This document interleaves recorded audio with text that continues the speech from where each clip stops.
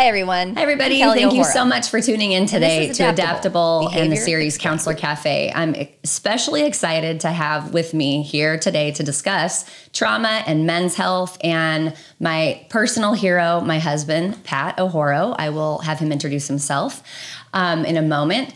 I wanted to just thank you for being part of our viewership. And if you like what we're doing here, please make sure that you subscribe and maybe like or share an episode. It'll help us give you more content that you like and help it come right into your feed for future episodes.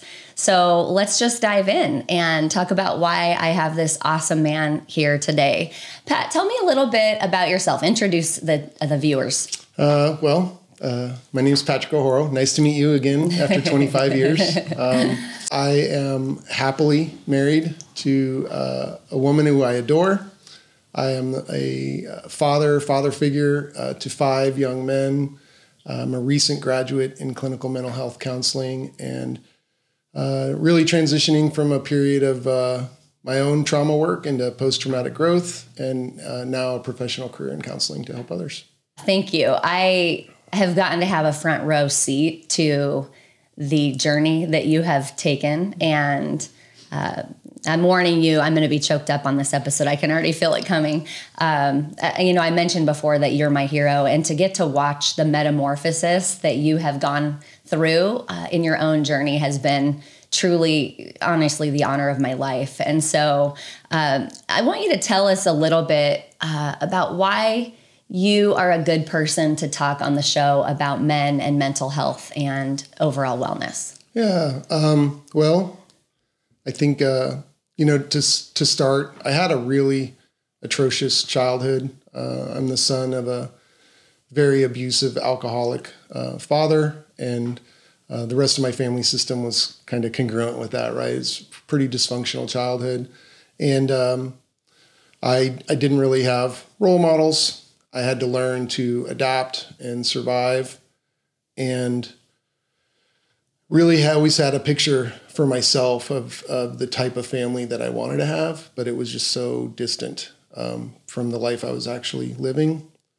And it wasn't really until I met you that I was able to reassess the way in which I was moving through the world and learn about myself, develop a growth mindset as opposed to a survivor's mindset. And really my goal was to break the cycle, for our sons and have them have a better life. And through that journey of personal development and emotional healing, wanting that so bad for other men, and realizing that there's just not a lot of role models that teach men how to balance what it's like to be a man in society and the roles and expectations that we have in family. And the gender stereotypes. The gender stereotypes, as well as the ability to have what we all want, which is secure attachment to the people that we love, to embrace our sensitivity and our vulnerability without losing our strength and our agency. Right.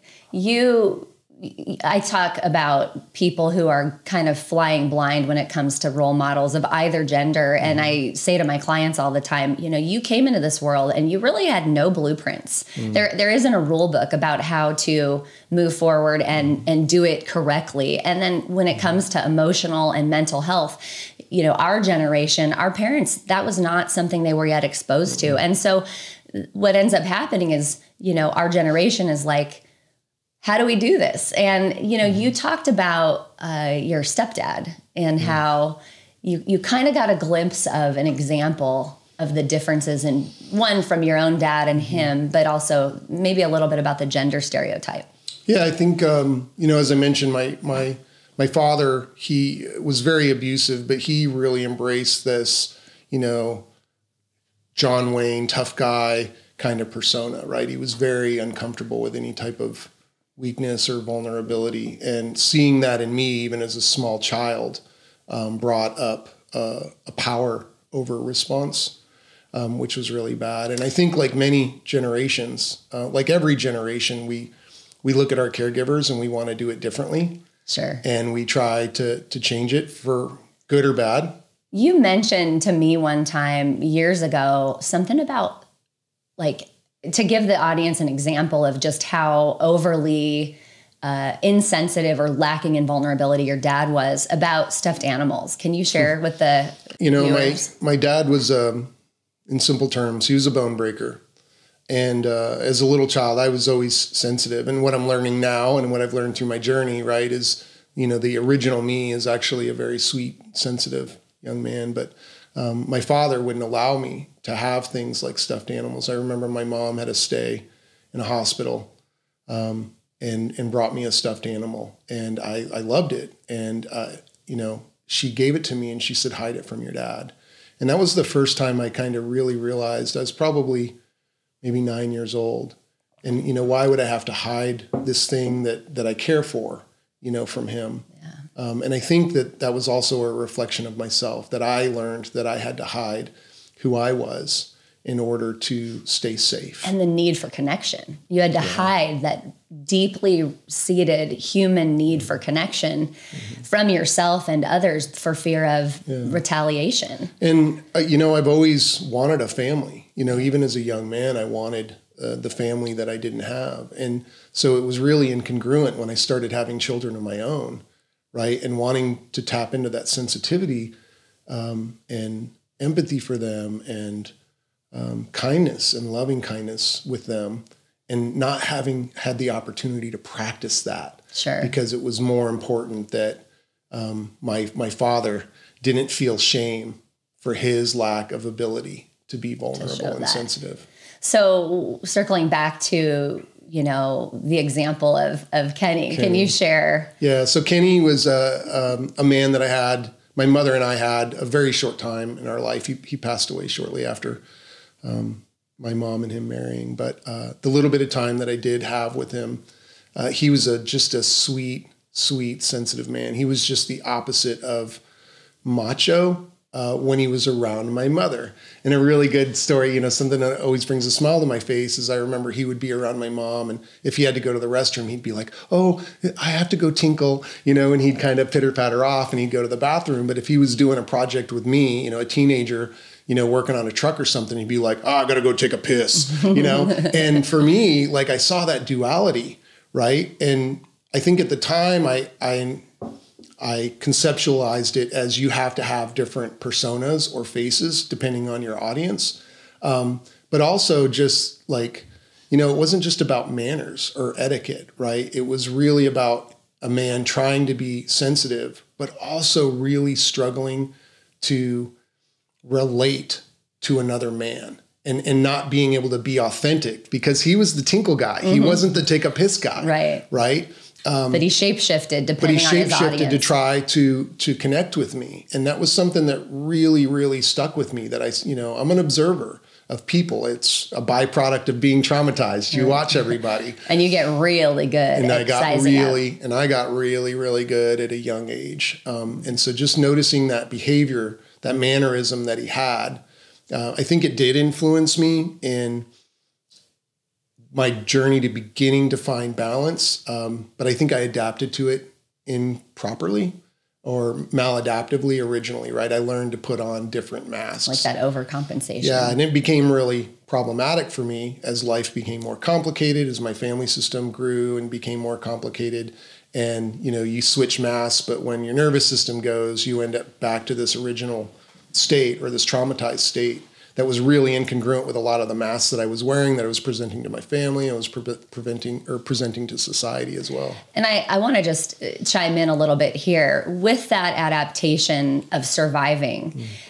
For those who haven't watched some of the previous episodes on how we work and the nervous system and our limbic system, you are choiceless. You are choiceless in a moment where you might like to behave in a way that would be more congruent with that original self who's sweet and tender and nurturing. Yet, because of the adaptations needed to survive your story, you show up in a way that's totally incongruent with that original self and even the desires that you held from a values perspective. So you talked a little bit about desiring to break the cycle in your own family system. Can you tell us a little bit about that journey and your, maybe even your fall down moment? Yeah, and I think it really ties into, the last comment around the nervous system. So for my story, my ACEs score is, I say 10 plus. And what I mean by that is chronic and systemic, just violent physical abuse, neglect, abandonment, just repeated. And so at an early age, I started to become really dissociative. My benevolent experience is really, when I look at it, is one, and because I count my imagination, my ability to dissociate and to just go into my mind and create a world of safety that didn't actually exist. So right. For those who don't know what a benevolent experience is, let me just chime in there.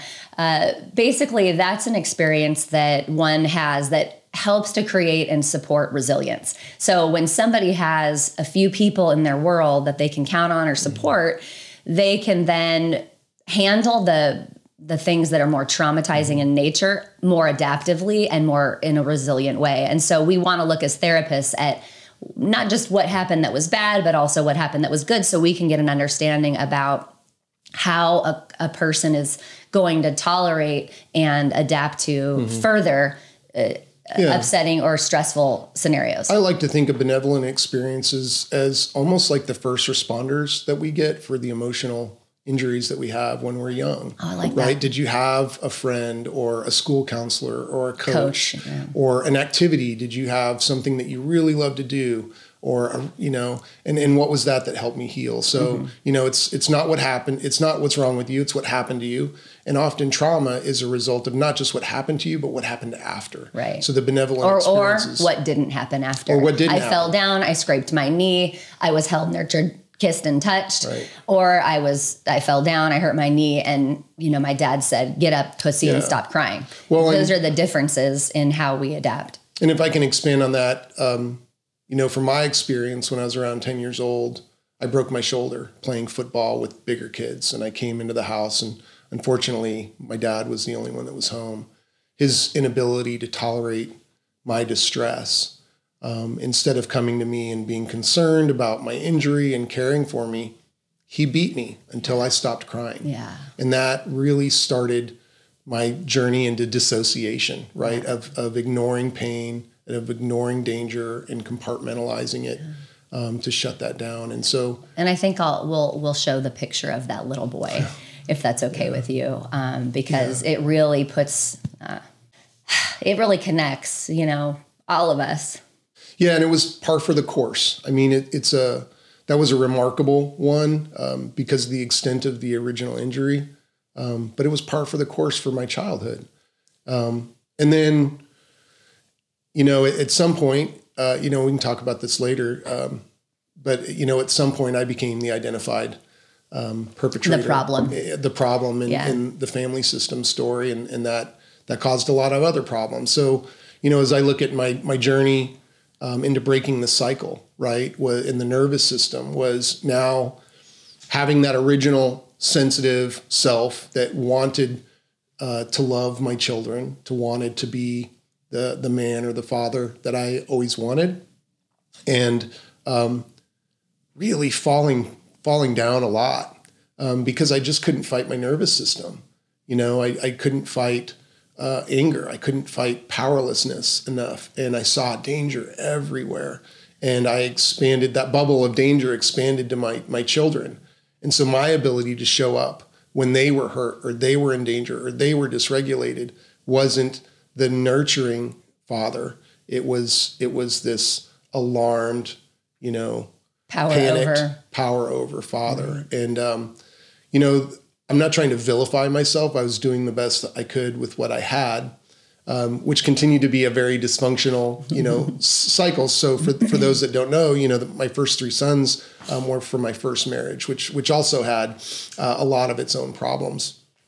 And so I was just fighting the world, and it's really, really hard to do that and move closer to people, right? As hard as I was trying, I was moving farther and farther away. I was in the military as well, so there was a lot of expectations around what it is to be in the military and have authority and command. Well, and further solidifying power over, control, things will be this way. There will be no questioning. There will be a certain order of operations. And so you fell into that culture as well. And perhaps some of that structure was probably comfortable and nice for the first time in your life to have some structure. And at the same time, not nurturing, caregiving type of leadership for sure in the military. All of our older sons, eventually grew up to join the military. And I imagine that it was quite comforting. It probably reminded them a lot of their childhood.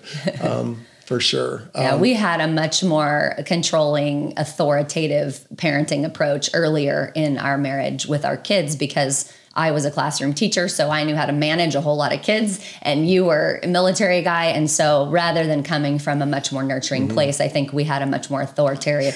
And everywhere said, man, your kids are so well behaved. And I thought that's because now they were all afraid to get in trouble. We were just not easy to deal with. I think you were really good at getting them in line, and I was really good in ensuring they stayed in line, And so, it goes back to those roles, right, of within a family or within society, these expectations that we have on men, creating safety and security and having authority and maintaining order, and how that contrasts with our ability to sit in vulnerability, right? To have emotions and to express and share those emotions, right? So my children's, I consider myself a tender father, but tender doesn't outweigh angry and aggressive, right? Especially when they're moments after moment after moment after moment in their nervous system. It really takes 5 good to 1 bad to outweigh it. And it just wasn't in proper balance for them to have been able to absorb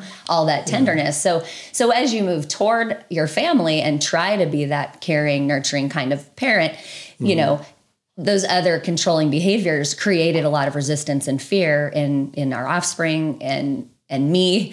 And so what you want is to move close to us, and what we feel is unsafe. So we have to move away, which is, it's further increasing shame in you because it's the opposite of what you genuinely desire and want. Yeah. And I think on that point, I'm sure there's people, I know there's people out there that appear to be blind to those things. Even if I look at my father, who appeared to be blind to those things, I think he wasn't. I think there was a part of him that felt a great amount of shame about what he was doing. I don't think you can drink a bottle of gin a day and have that not be related to trying to hide the shame. I know you cannot drink a bottle of gin a day and cure it, right? And so we do see it. We do see where we fall down, even if we can't express it or we don't know what to do about it. We feel alone in it. Thankfully, in my journey, I was able to come up for some air, to create, to decide that I needed to make some changes in my life. And then, along came you, and that helped me to start working towards understanding the attachment injuries that I had and working towards earning secure attachment. But that, it's a story for another day, probably. Yeah. So, if you can share, because a lot of our viewers have things that they've done that they can't even face in themselves. And I call those fall down moments, those moments where you are so low, you can't help but do you can't ignore it. The only choice you have is to face it and address it, or crawl in a hole and die, or turn into a heroin addict because you just can't possibly face. So tell us the story, or the stories that related to, your fall down moment and your journey towards aggressive mental health and wellness for yourself. Yeah. I mean, I've had many. I think the one where I really changed direction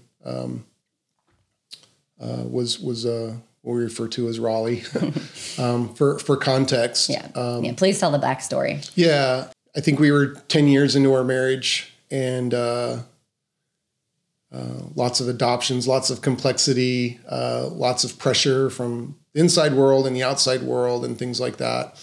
And you had begun your journey into becoming a mental health counselor. And I remember specifically a walk we were on in the morning, and you shared with me that you'd learned a statistic that people, and not just people in graduate school, but people that are on their mental health journey, and for becoming a counselor, right? But for many people, that starts when, they go to school, and you'd shared that there was really kind of a high divorce rate or separation rate with people.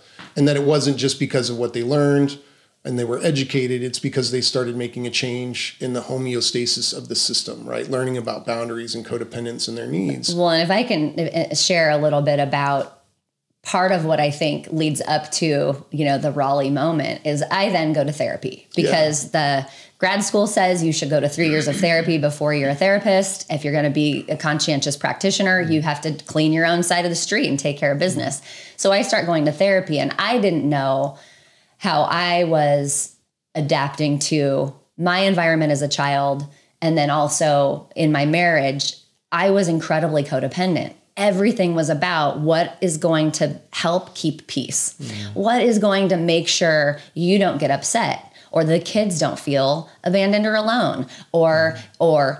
And so I became an extraordinary egg walker. And so or eggshell walker rather, when I went to therapy and I started doing EMDR therapy specifically, I can remember my therapist, I said, I can't even get my underwear and panties on for the day without worrying, will my husband think it's attractive? And if he doesn't, will he leave me? I mean, I was so afraid of losing you. And he goes, you can wear whatever underwear you want, and you can always change your underwear should you want to, become intimate with your husband. And I thought, I never thought about it that way. And that, or if you're tired, you can go to bed because you don't have to wait up because he likes nights. And I fall asleep on the couch every night, and he finds that annoying. And so I'm like, I can go to sleep if I'm tired, and I can wear whatever underwear I want, matching my clothing and, line need requirement or whatever I was thinking. But I never even made those decisions without considering what might happen. I mean, I was so deeply codependent. And I remember I started doing things like, I'm going to go to bed. I'm going to go to bed, honey. I'm tired. And I'll never forget the first time you looked at me, you go, what's wrong? And I said, I'm just tired. And you go, well, why would you go to bed without me? And I'm like, because I'm tired, and I'm so tired of being tired. I really need to get more sleep than I get. And I mean, you already started thinking, oh no, something's wrong. Our marriage is over. She's heading down a path of disconnection from me. Yeah. And that was my story, right? That was my entire story through childhood and early adulthood was, when are they going to leave me, or when are they going to hurt me, or when are they going to abandon me? And so, I'm always looking for those indicators. And the other shoe to drop in your life, and I think that all those changes in me, I was just trying to learn how to put my oxygen mask on because I never knew how. And that meant for you, here we go again. Well, and for me on that walk, when you mentioned kind of this, arbitrary statistic about it. And, now I know it's integrated into our practice, right? Like we tell people when they come into therapy, you're going to make changes, and we want to make sure that the family system is aware. Be careful what you wish for. You're going to get it. Yeah. And so for me, it was oh no, I better get busy working on this, or, I'm seeing it coming. I'm highly adaptive, so I'm going to get on top of this right away. And I remember the first counselor, I'd had a lot of experiences as a child in the mental health system, whether that was inpatient, outpatient counselor. And I have to say, I'm sure everybody was trying their best, but the theme was, what's wrong with you? And it was very behavioral based, like, do better and things will be better, right? People will accept you more. And that just created a lot of masks. It created a lot of behaviorism. It wasn't really congruent with my nervous system, right? And so I remember the first counselor I went to her for a very short time. She wasn't an EMDR counselor, but we were just doing history taking, and I was telling her, I was smoking a pack of cigarettes a day by the time I was 11. And our youngest son, he was about the same age, and she stopped me and she's like, well, stop. What would you do if your son came home and he was smoking a pack of cigarettes a day? And I was like, oh, that would never happen, right? Like I would have addressed, like that's so weird. And that was the first time I had any context that it wasn't me, right? Like that who lets their child smoke cigarettes? And I'll never forget the time you told me I just wasn't allowed to steal my dad's and I had to do it outside. That was the rule. And I'm like, you're 10? I had to buy my own cigarettes, right? And there was no conflict. It was like, oh, you smoke, don't take my cigarettes. And go outside. It's like a Breakfast Club. I literally would get like a carton of cigarettes at Christmas, right? As a young child. I bet those were a Christmas gift, right? You know what I got for Christmas this year? It was a banner year at the old Bender family. I got a carton of cigarettes. The old man grabbed me and said, hey, smoke up, Johnny. Okay, so go home and cry to your daddy. Don't cry here, okay? And to me, that was just my life. So this was the first time I had context, even though I would never imagine that life for my children. It was the first time I had context that my parents were just not the best parents. It was a bit negligent. And that really blew my mind and kind of opened up the depths of which I was injured and the type of work I needed to do. And so I sought an EMDR therapist. My first one didn't work out very well. I think with her, I think she kind of over-identified with this kind of military first responder PTSD approach. And so it was just really accentuating the things that are outside that I need to adapt to. And it wasn't addressing the complex PTSD I had, which was what was going on inside of me and not my environment. And this was at a time of life where, I was about 40 years old. My father had just passed away, which brought up a lot of stuff. He was extremely powerless, and I was one of the only people that cared for him in his last days. So there was a lot of confusion, emotions in that. And responsibility and duty and obligation. And then he left me with a huge mess that, robbed 2 years of my life. At the same time, we're having marital conflict. I was traveling a lot for work. Our oldest son was an airborne combat medic who was deployed to Afghanistan. I couldn't answer the phone. People knew not to come to our house unattended and ring the doorbell because I would just go into a panic that something was wrong. So my nervous system was just on tilt. I was out of capacity.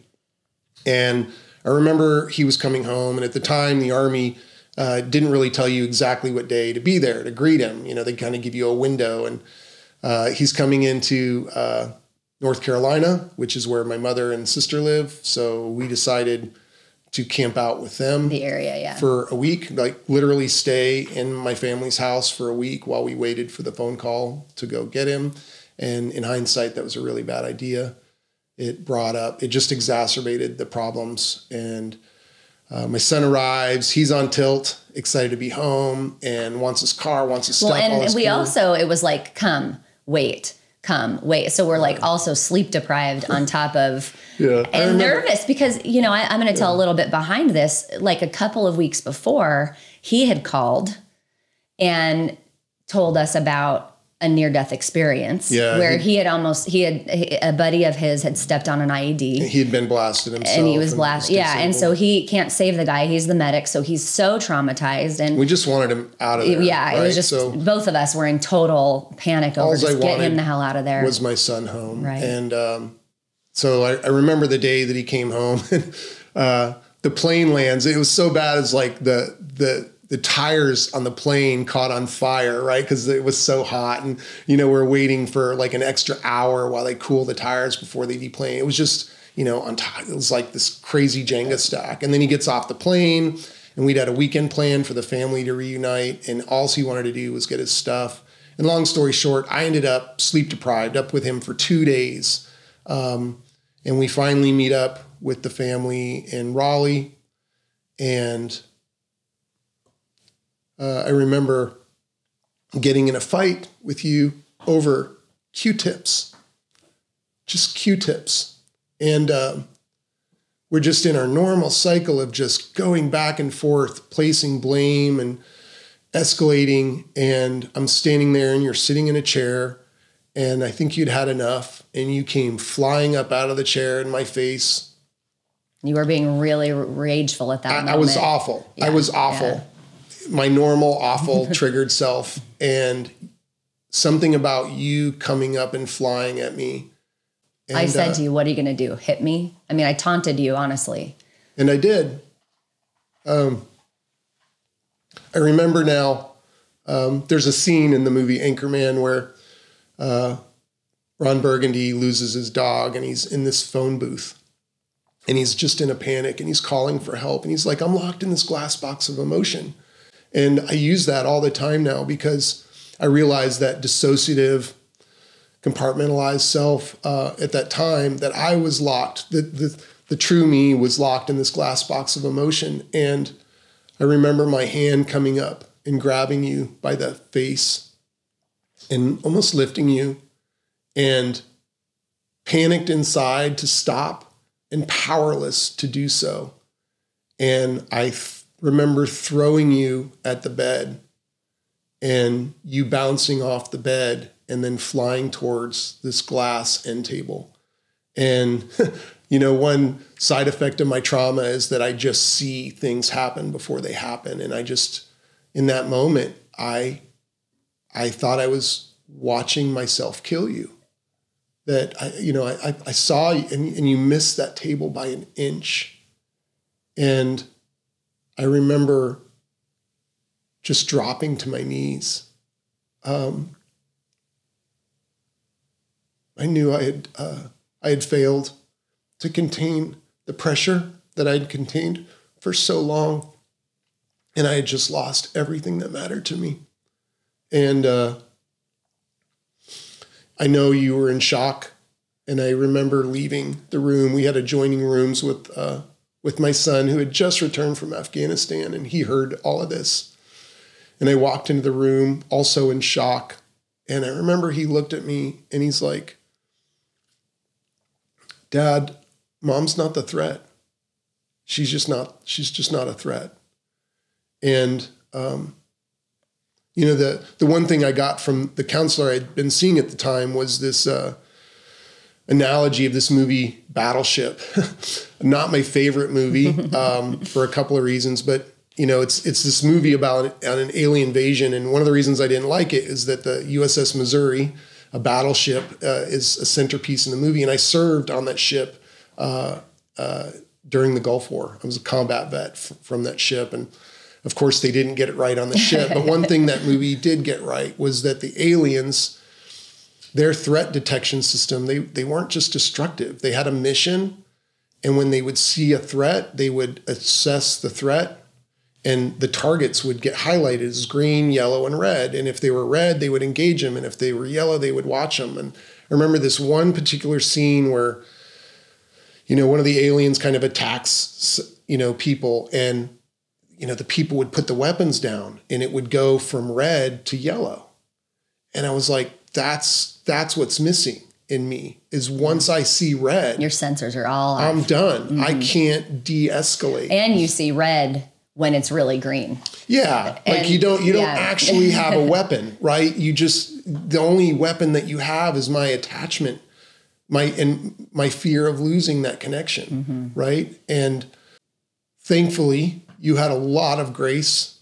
I think, it's your story to tell, but. Well, if I can say, I knew in that moment that wasn't you. Yeah. I was like, I don't know where my husband went, because he loses his shit and he's controlling and he's, whatever, but he's not violent. He's never been violent to me. He's not violent to our kids. He was just scary. And I never was afraid because I'd never been hit in my life before.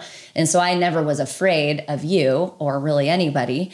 And so I'm like, oh, what happened to him? Where did he go? So I knew that. And I also had been through weekend 1 of EMDR training and was starting to become a trauma therapist in my own right. So I knew you were dissociated, you weren't you. And so I had cognitive information, and it was incredibly not okay. So both things were true at the same time. Well, and I know where I went. I was in the glass box of emotion, right? I was on autopilot. I have this analogy now of, one of the ways that I survived my childhood, and I talked about that kind of dissociation that I had is with violence as a young boy, is that, my body is like this fighter jet and this cockpit with all of this telemetry and signals and information. And it was so horrific. I had to pull the ejection lever. But I've just been kind of attached to my body with a tether, right? And not in control, and trying and wishing. Not in the cockpit. not in the cockpit though. And so, you know, my mental health journey has been, you know, learning how to tolerate, you know, and it's not just a fighter jet. It's a fighter jet that is on fire. Yeah. Like, it's remarkable that it's even flying, that it's still in the air.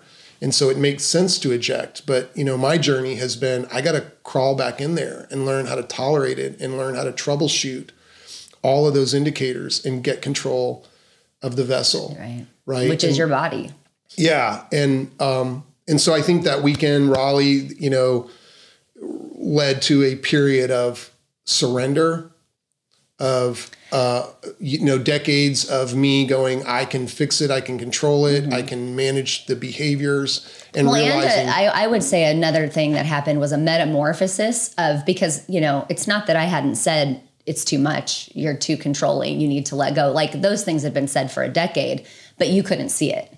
And I remember you saying, I see it. You said it to me, I see it. Well, and if I could, I mean, it wasn't that I couldn't see it.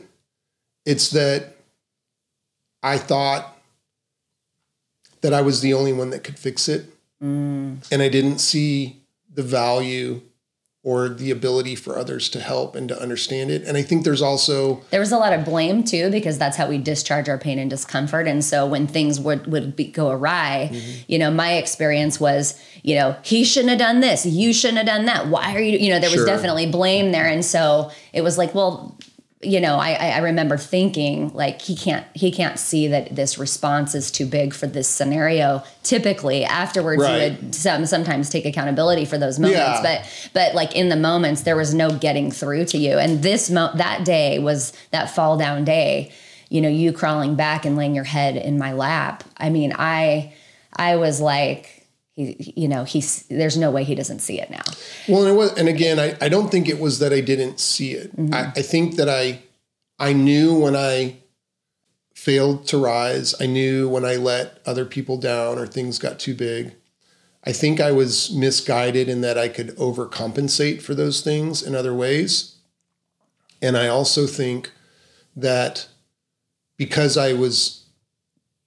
my perspective was based on trauma, that there was a lot of things that I thought were ecologically valid. Right. Well, right. That it wasn't just me, that it was the environment. Right. And I think my first, you know, EMDR therapist was really kind of reinforced that, oh, there's all these ecological things. Of course you're responding that way. Of course, you know, you're escalating and you're seeing the damage, but we weren't doing the repair and we weren't connecting it to my early childhood story. The why. Right. We were really approaching it from like the first responder perspective, or, you know, the military, you know, of course you're hurt because the bomb went off, but we weren't looking at, you know, all of the damage. So I remember we came back, our whole trip, it was just, I was like, urgent and important, priority number one is getting to the core of what's going on with me. I owed it to you. I knew at this point it was definitely on me, and there was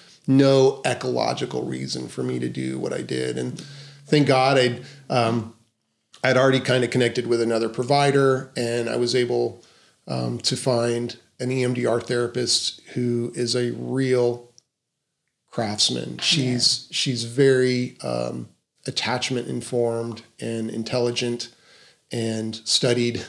And she also understood dissociation, you know, and as we began to know each other, we realized that I met the criteria for dissociative identity disorder. Thank you so much for tuning in today. I know that was a whole lot of vulnerability, and I hope that you found it helpful. We will be showing you a part 2 of this episode, so please make sure you catch that because there's so much more to come from this awesome man, Pat O'Horo. And I would like to remind you to make sure to lead with love. It'll never steer you wrong.